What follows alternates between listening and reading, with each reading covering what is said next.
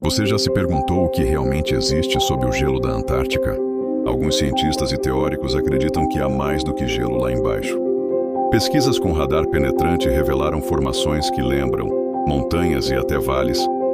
Seria um continente perdido? Um vestígio de uma civilização antiga? Mapas antigos, como o de Piri Reis, já mostravam detalhes surpreendentes da região. A ciência oficial ainda investiga, mas os mistérios continuam. Missões científicas têm usado radares de penetração para mapear o subsolo gelado, revelando estruturas impressionantes.